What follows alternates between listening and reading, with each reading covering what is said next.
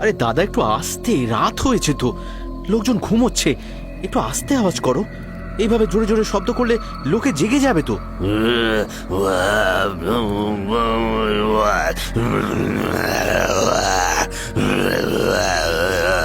আহ দাদা, নিয়ে যাচ্ছি তো তোমায়, গিয়ে যত ইচ্ছে খেও। উফ, বিরক্তি ধরে গেল। তোমার জন্য গ্রামের লোকেদের কাছে 1000টা কৈফিয়ত দিতে হয়, এবারে কি এক ঘরে হতে হবে নাকি?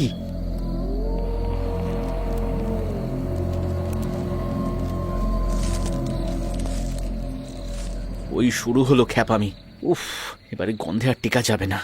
তরুণ অন্যদিকে মুখ করে বসে রইল, আর বরুণ মাঠের এক কোণার দিকে। তারপরে হাত দিয়ে পাগলের মতো মাটি খুঁড়তে শুরু করলো। মাটি কিছুটা খুঁড়তেই একটা বোটকা গন্ধে বাতাস যেন ভরে উঠল। বরুণ তখন মাটি খুঁড়ে একটা পচা গলা কিসের যেন একটা লাশ বের করে পাগলের মতো খাচ্ছে। অরুণ গাছতলায় বসে বসে আকাশ কুসুম ভাবতে ভাবতেই তন্দ্রাচ্ছন্ন হয়ে পড়ে। কতক্ষণ পরে ও জানে না, হঠাৎই একটা ডাক।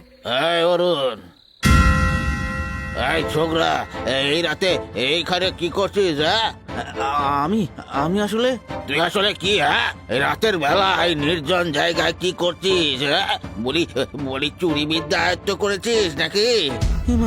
না না জ্যাঠা, আমি আসলে চড়াতে নিয়ে এসেছিলাম। হ্যাঁ, চড়াতে মানেটা কি? এই রাতে তুই কুকুর গরু চড়াতে এসেছিস নাকি? হ্যাঁ, এটা আমাকে বিশ্বাস করতে হবে। বলি বয়সটা এমনি এমনি হয়নি রে। সত্যি করে বল, কেন এসেছিস এখানে? সত্যি বলছি জ্যাঠা, আসলে আমার একটু ইয়েতে যাওয়ার দরকার ছিল, তাই আর কি। মিথ্যে, আবার মিথ্যে। যদি তুই প্রকৃতির ডাকে সাড়া দিতে বেরোতি, তবে তোর হাতে এই দেখ এই রকম ঘটি থাকতো, যেমন আমার রয়েছে। বল না, চুরি চামারি করতে বেরিয়েছিস? বেটা বাটপার, এই তোর শিক্ষা। জ্যাঠা, আপনি ভুল বুঝছেন। আমি আসলে চুপ বেয়াদব! বাপটা কোন কালে মরেছে, দাদা তো কুষ্ঠ রোগী। এখন বুঝি তোর মা টাকার জন্য তোকে চুরি করতে পাঠিয়েছে? হ্যাঁ, ছে ছে ছে ছে ছে ছে ছে। দাঁড়া, এক্ষুনি গ্রামের লোক ডেকে তোকে মজা দেখাচ্ছি। অরুণ কিছু বলতে যাবে, তার আগেই যেন অন্ধকার থেকে কিছু একটা ঝাঁপিয়ে এসে শ্যামানাথের ঘাড়ে পড়ল, আর ভীষণ জোরে সেটা ওর ঘাড় কামড়ে দিল।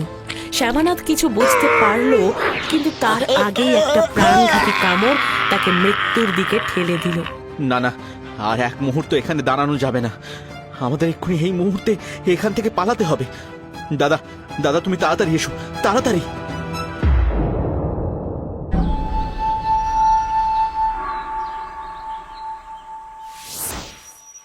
কতদিন হয়ে গেল একটু গ্রামের ক্লাব ঘরে যাইনি, আর গিয়েই বা কি করব?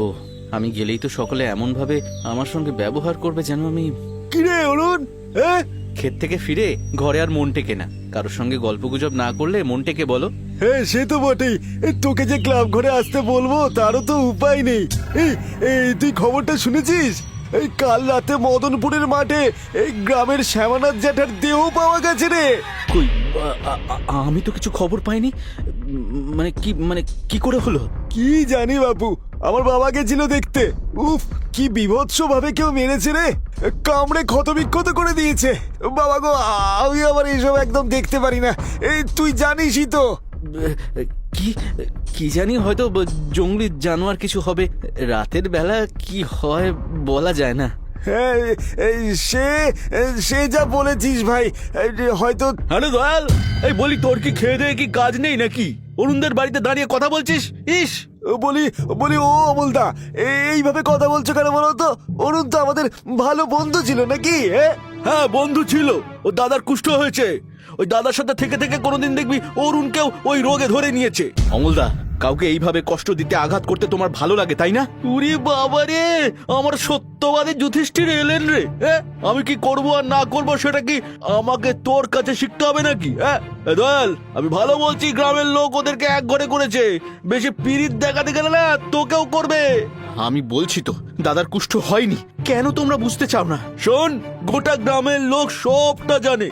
আর হ্যাঁ, এই যে লুকিয়ে লুকিয়ে ঘোষালদের ছোট মেয়ে কাবেরীর সাথে যে মেলামেশা করছিস, তোর কি মনে হয় ওর বাবা কোনোদিন তোর সাথে ওর বিয়ে দেবে? কেন কেন দেবে না বিয়ে? আমার কি অন্যায়? তোর অন্যায় এটাই যে তুই ওই রকম একটা কুষ্ঠ রোগীর ভাই, আর কুষ্ঠ রোগীর বাড়িতে কেউ নিজের মেয়ের বিয়ে দেয় না। এখনো সময় আছে, ওই আপদটাকে বিদায় কর, বিদায় কর। হ্যাঁ অরুণ, অমলদা কিন্তু ঠিকই বলেছে। ওই দাদা থাকলে তোরা কোনোদিনই এই স্বাভাবিক জীবন যাপন করতে পারবি না। ওকে বাড়ি থেকে বিদায় কর, বিদায় কর ওকে বাড়ি থেকে। অমল আর দয়ালের কথা শুনে বিষণ্ণ মুখে বাড়ি ঢুকল। দাদার জন্য ওদের জীবনটা সত্যি দুর্বিষহ হয়ে উঠেছে। অমল আর দয়ালের কথাগুলো একেবারে সত্যি, কিন্তু ও কি করবে? হঠাৎই ওর মা এসে বলল, হ্যাঁ রে ছোট খোকা, বলছি কাল থেকে তুই আর আমি মিলে বড় খোকাকে চান করিয়ে দেব, বুঝলি? কতদিন ছেলেটা। পারবো না, আমি কিছুতেই পারবো না। আমি দাদাকে চান খাওয়া কিচ্ছু করতে পারবো না। কি ভেবেছো কি তুমি? হ্যাঁ, আমি ওর চাকর? এ কি ছোট খোকা, এ তুই কি বলছিস? ও তো দাদা হয়, আর তুই? দাদা হয় বলে এতদিন ধরে সহ্য করছি মা, নইলে কবেই সব ছেড়ে ছুড়ে চলে যেতাম। ওর জন্য গ্রামের লোকেরা আমাদেরকে এক ঘরে করে রেখেছে। ওর জন্য কেউ ভালো করে কথা বলে না। প্রতি সপ্তাহে ওকে ওই মরা পচা খাবারের জন্য নিয়ে যাওয়া, উফ, আমি আর পারছি না। ছোট খোকা এমন করে বল। তুমি জানো গতকাল মদনপুরের মাঠে যে ক্ষতবিক্ষত মৃতদেহটা পাওয়া গেছে সেটা কে করেছে? কে? দাদা, দাদা করেছে মা। তুমি ভাবতে পারো এইসব যদি গ্রামের লোকেরা জানতে পারে ওরা কি করবে? বাবা রে, ছেলেটা অসহায়। ও যে কতটা সৎ আর কর্তব্য পরায়ণ ছিল তা তো তুই জানিস বল। যেই গ্রামের জন্য ও এত বড় আত্মত্যাগ করলো, আজকে ওরাই ওকে। কিন্তু তাতে আমি কি করব মা? এতে আমার কি দোষ বলতে পারো? আমার জীবনটা যে ওর জন্য শেষ হয়ে যাচ্ছে। ভেবে দেখেছো ওর জন্য কোনোদিন কেউ এই বাড়িতে মেয়ে দেবে? আস্তে ছোট খোকা, ও শুনতে পাবে। শুনতে পাবে? পাক, শুনতে পাক। আমি আর এই দায়ভার বইতে পারছি না। শুনলে, আমি আর এই দায়ভার পারছি না নিতে।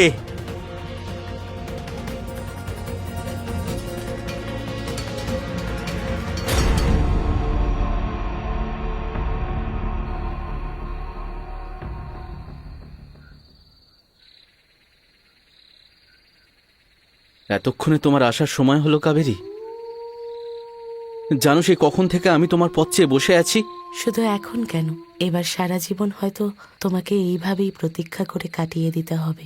তার মানে এসব কি বলছো তুমি? ঠিকই বলছি, তোমার আর আমার বিয়ে আর এই জন্মে হবে বলে মনে হয় না। তুমি তুমি এমন কেন বলছো কাবেরী? তুমি তো জানো আমি তোমাকে কতটা ভালোবাসি। আমার বাবা মাও আমাকে ভালোবাসে অরুণ, আর তারা কোনো কুষ্ঠ রোগীর ঘরে আমাকে বিয়ে দেবে না। কতবার তোমাকে বলেছি দাদাকে ঘর থেকে বের করে দাও, তবু কেন কেন ওকে ঘরে রেখে দিয়েছো? কাবেরী, দাদার যে আমরা ছাড়া কেউ নেই। ওকে। আর আমি মহাজনের ছেলে রোজ আমার বাড়ি এসে বিয়ের জন্য হুমকি দিয়ে যাচ্ছে, আমার বাবাকে শাসাচ্ছে। তার বেলা আমি কি করব বলতে পারো? কাবেরী শোনো, শোনো লক্ষ্মীটি, আমি তোমাকে ভালো রাখবো, সুখী রাখবো। আমি সেসব জানি অরুণ, কিন্তু বাবা কোনোদিন রাজি হবে না। অন্তত যতদিন তোমার দাদা তোমার বাড়িতে থাকবে ততদিন। ওর কুষ্ঠ হয়েছে, ওই রোগ ছোঁয়াছে, কেন বুঝতে পারছো না? দাদার কুষ্ঠ হয়নি কাবেরী, কুষ্ঠ হয়নি ওর। কুষ্ঠ হয়নি মানে? তাহলে কি হয়েছে? গ্রামের সকলে জানে ওর কুষ্ঠ হয়েছে, তাই তোমাদের এক ঘরে করে রাখা হয়েছে, আর তুমি বলছো? না না কাবেরী, সকলে ভুল জানে। দাদার কুষ্ঠ হয়নি, দাদার কুষ্ঠ হয়নি। তার চেয়েও ভয়ানক কিছু হয়েছে। তার মানে? একটু পরেই দাদা এখানে চড়তে আসবে, তখনই দেখতে পাবে। জানি না সেটা তুমি সহ্য করতে পারবে কিনা, কিন্তু তুমি জানতে চাইছো তাই বললাম। কাবেরী অবাক হয়ে অরুণের দিকে তাকায়। কিছুক্ষণ পরেই একটা খসখস শব্দ শুনে কাবেরী সতর্ক হয়ে ওঠে। অরুণের দাদা মাটি থেকে একটা পচা গলা লাশ বের করে সেটাকে পাগলের মতো খাচ্ছে। পচা গন্ধে কাবেরীর পেট গুলিয়ে ওঠে, ও বমি করতে থাকে।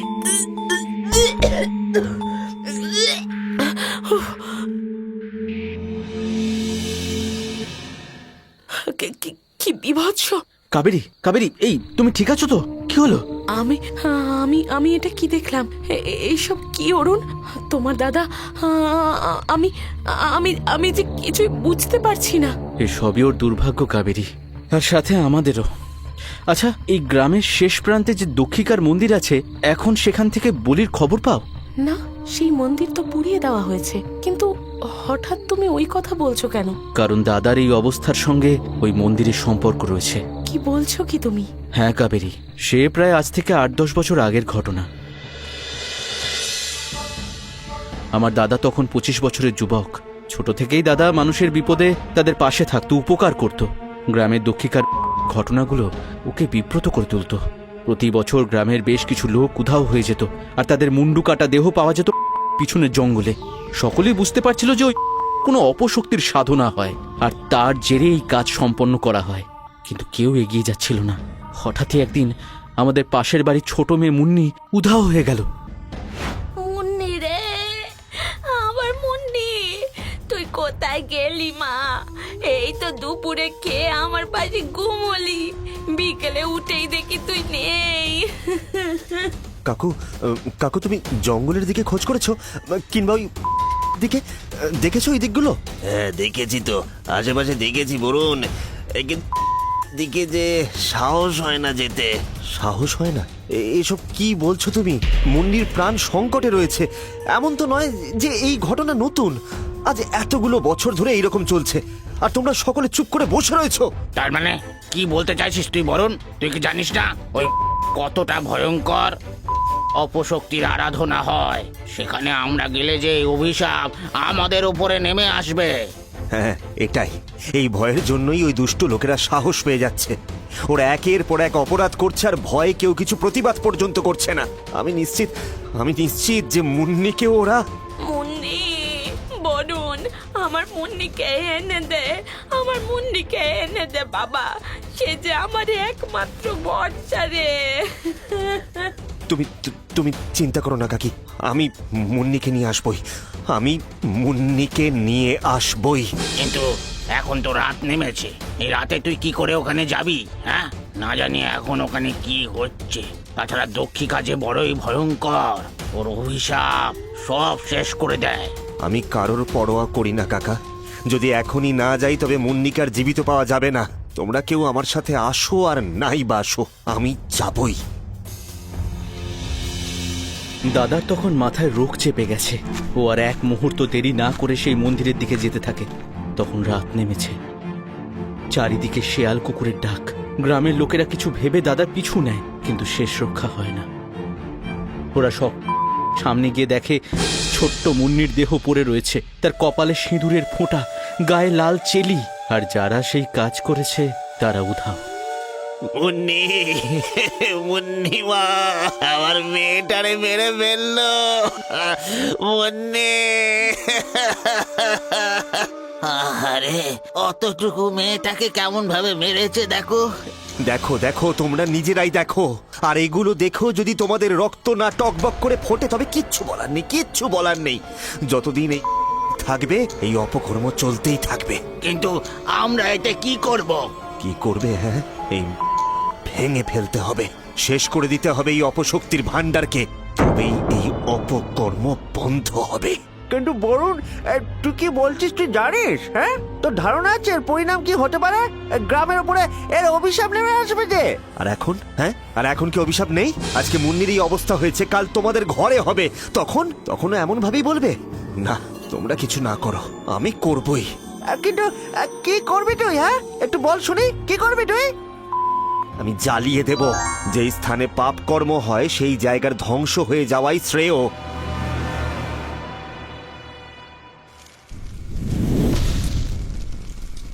খবরদার, আর এক পা এগোলে তোর সর্বনাশ নিশ্চিত। সর্বনাশ? হ্যাঁ, এমনিতে কি আমার গ্রামের কম সর্বনাশ হয়েছে? তুমি আমাকে ভয় দেখিয়ে কিচ্ছু করতে পারবে না। মূর্খ, তোর এত বড় সাহস, তুই আমাকে হুমকি দিস? তুই জানিস আমি কে? আমি অপশক্তির দেবী দক্ষিণা। আমার বাস, এটা আমার অন্যতম পীঠ, আর তুই এটাকে ধ্বংস করবি বলছিস? হ্যাঁ বলছি, কারণ তোমার মদতেই অপকর্ম হচ্ছে। ছোট ছোট শিশু থেকে শুরু করে মহিলারা কেউ নিস্তার পাচ্ছে না। আমার গ্রাম শেষ হয়ে যাচ্ছে, আর আমি এটা সহ্য করতে পারবো না। মূর্খ, এরা মুক্তি পেয়েছে, ওদের বলির রক্তে আমার সাধনা হয়েছে। এ যে অনেক পুণ্যের ফলে হয়। তুই ফিরে যা, এতে বাধা দিস না। নিরীহ নিষ্পাপ সন্তানের বলি কোনো মা গ্রহণ করে না, তুই করিস, কারণ তুই একটা পিশাচিনী, তোর ধ্বংস নিশ্চিত। তুই জানিস না তুই কি করছিস। এর জন্য আমি তোকে অভিশাপ দেব, শেষ করে দেব। আমি কোনো ভয় পাই না, গ্রামের লোকের জীবন বাঁচাতে আমি এই কাজ করতে এতটুকু পিছপা হব না। তোকে আমি শেষবার বলছি, তুই সাবধান হয়ে যা। গ্রামের লোকের জন্য নিজের বিপদ ডেকে আনিস না। গ্রামের কেউ আমার সাথ দিক বা নাই দিক, আমি আজকে এই মন্দির জ্বালিয়ে শেষ করবই। আর এই গ্রামের কোনো নিরীহ প্রাণ আমি আর যেতে দেব না। এই বলেই দাদা হাতে মশাল নিয়ে এগিয়ে যায়। গ্রামের লোক সেদিন কেউ এগিয়ে আসেনি। দাদা আগুনে ভস্ম করে দিয়েছিল দক্ষিণ। দাদার মধ্যে আমরা পরিবর্তন লক্ষ্য করতে থাকি। মানুষরূপী একটা পিশাচে পরিণত হয় দাদা। না কথা বলতে পারতো, না খেতে।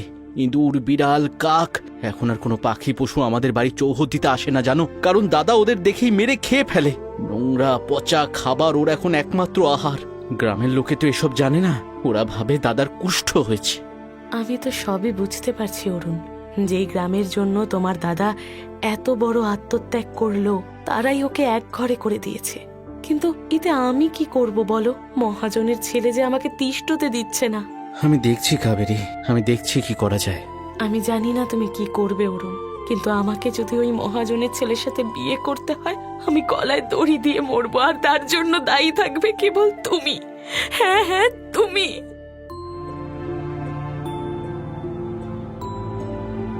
পারছি না, আমি আর পারছি না। এত চাপ আমি আর সহ্য করতে পারছি না। দাদা থাকতে আমার জীবনে সুখ শান্তি কোনো দিন আসবে না। ইচ্ছে তো করছে নিজেই নিজের গলায় দড়ি দিয়ে দিই। এবার চলো, আর ভাল লাগে না, চলো।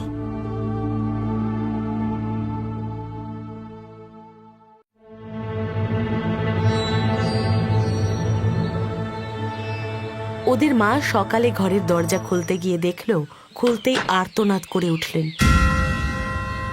বরুণ, বরুণ, এটা কি করলি? এটা কি করলি বাবা তুই? বরুণ, বরুণ, বরুণ। মা, মা কি হয়েছে? হে কি, হে কি? দাদা, দাদা, দাদা, এটা তুই কি করলি?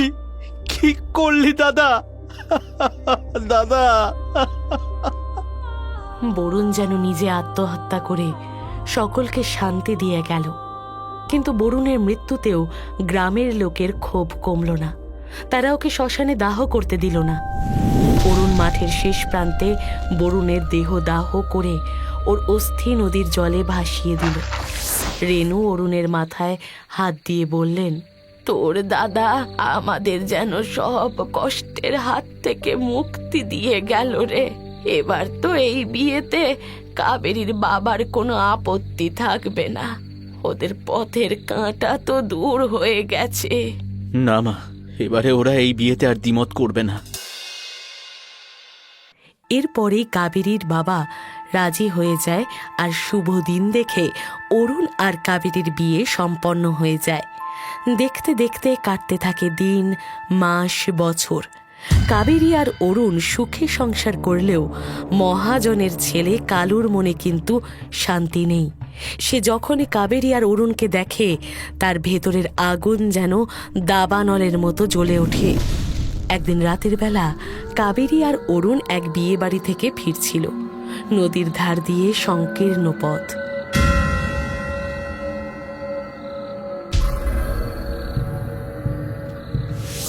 কাবেরী, তুই আমাকে না করেছিস? আমাকে? তোর এত বড় দুঃসাহস? তুই আমার হসনি, আর কারোর হতে দেবো না তোকে আমি। কাবেরী, চল, তুই আমার সাথে চল। কালু, এই কি বলছিস তুই? আমার বিয়ে হয়ে গেছে, চলে যা, চলে যা বলছি। কাবেরী, আমি তোকে কত ভালোবাসতাম। বিয়ের স্বপ্ন দেখেছিলাম তোকে নিয়ে, আর তুই তুই কিনাই অরুণকে বিয়ে করে নিলি। কালু, তুই ভুল বুঝেছিস। আমি বরাবর অরুণকে ভালোবেসেছি, তোকে নয়। তুই আমাকে এইভাবে বিরক্ত করিস না। কাবেরী, চলো এখান থেকে। এই কি বললি? তোর এত সাহস, আজকে তোকে মেরে আমি মরবো, দেখ। তুই আমার হবি না তো কারোর হতে দেব না তোকে।